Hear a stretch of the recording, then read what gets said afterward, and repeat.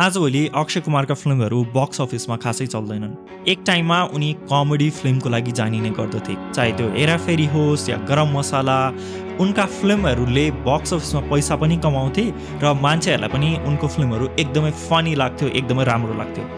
त्यस पछाडि उनी प्रायः सोशल मेसेजवाला मुभिजहरू गर्न थाले। तिनमा उनले केही टाइमसम्म एकदमै सक्सेस पनि कमाए, तर विशेष गरी यो लकडाउन पछि उनका फिल्महरू खासै बक्स अफिसमा चलेको देखिँदैनन्। उनले नयाँ नयाँ जनरहरू पनि ट्राई गरे, तर त्यो हुँदाखेरि पनि उनको फिल्महरू फ्लप नै भइरहे। त्यस पछाडि लाग्दछ कि उनी कमेडी जनरतिर रिटर्न गर्न खोजिरहेका छन्।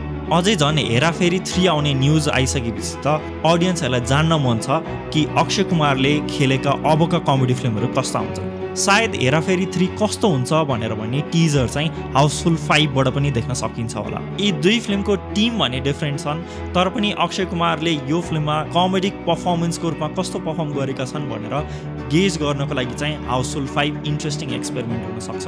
र आउनुहोस् हेरौँ अब हाउसफुल 5 कतिको राम्रो फिल्म बनेको छ भनेर। कहिलेकाहीँ फिल्म रिभ्यू गर्नको लागि हेरिरहँदाखेरि म यो फिल्म बेकारमा हेरिरहेको छु, फोकटमा मेरो पैसा र टाइम दुइटै वेस्ट भइरहेछ भनेर भन्ने फिलिङ आउँछ। हाउसफुल 5 त्यस्तो फिल्म हो जसले मलाई यो फिलिङ दियो। यो फिल्मले जोक्स पनि एकदमै चिप, भल्गर, सेक्सुअली अब्जेक्टिफिकेसन गर्ने गरीको ह्युमर पेश गरेको छ। जस्तै म एउटा सिनको उदाहरण दिन्छु। एकजना फिमेल क्यारेक्टर छिन् जसले विल पढिरहेकी छन्। उनी उभिएर यो विल पढिरहेकी छन् र त्यो विलको पेपर चाहिँ बारम्बार फ्लोरमा खसिरहेको छ। जब उनी त्यो पेपर टिप्नको लागि भनेर तल निहुरिन्छन् तब फिल्ममा उनको क्लोजअपमा उनको क्लिभेज सर्ट देखिन्छ र त्यो देखेर फिल्मले सोध्छ कि हामी हाँस्छौँ भनिओरिकन वरिपरिको क्यारेक्टर्सहरू पनि फेरि पेपर खसाइओरिकन उनको क्लिभेज हेर्नको लागि भनेर आतुर देखिन्छन्। फिल्मभरि यस्ता कैयौँ सर्टहरू छन् जसले पुरा रूपमा फिमेल क्यारेक्टर्सहरूलाई र फिमेल एक्टर्सहरूलाई अब्जेक्टिफिकेसन गरिरहेका छन्। फिल्मलाई हाउसफुल 1 र हाउसफुल 2 को नस्टाल्जिया पनि इभोक गर्नु छ।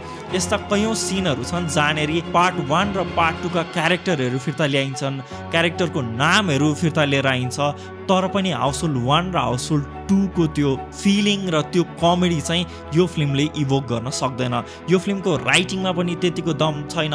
यो फिल्मका स्क्रिन राइटर साजिदले योभन्दा अगाडि किक जस्तो फिल्महरू पनि लेखेका थिए र किक पनि कुनै महान फिल्म थिएन र हाउसफुल फिल्महरू पनि कुनै महान फिल्महरू थिएनन्, तर एटलिस्ट यो फिल्महरूले 2 घण्टा 2.5 घण्टा प्योर इन्टरटेनमेन्ट र कमेडी प्रोभाइड गर्ने गर्थे। र यो फिल्ममा त त्यो पनि छैन। त्यति मात्रै नभएर यो फिल्म मर्डर मिस्ट्री पनि हुन खोजेको छ। अझै तपाईँलाई थाहा छ कि थाहा छैन, यो फिल्म 2 भागमा रिलिज गरिएको छ, हाउसफुल 5A र हाउसफुल 5B।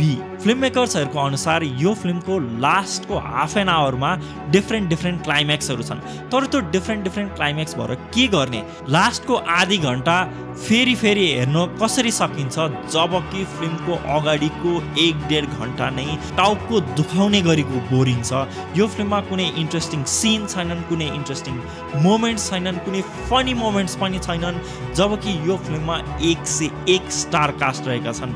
अक्षय कुमार छन्, अभिषेक बच्चन छन्, रितेश देशमुख छन् यो फिल्ममा। यो फिल्ममा ज्याकी श्रफ नि छन्, सञ्जय दत्त नि छन्, यो फिल्ममा नाना पाटेकर नि छन्, यो फिल्ममा चित्राङ्गदा सिंह नि छन्, यो फिल्ममा ज्याक्लिन फर्नान्डेज नि छन्। मैले अझै कतिजनाको नाम छुटाएँ होला, तर पनि कसैको पर्फर्मेन्स मेमोरेबल छैन, कुनै पनि स्केट, कुनै पनि ग्याग मेमोरेबल छैन।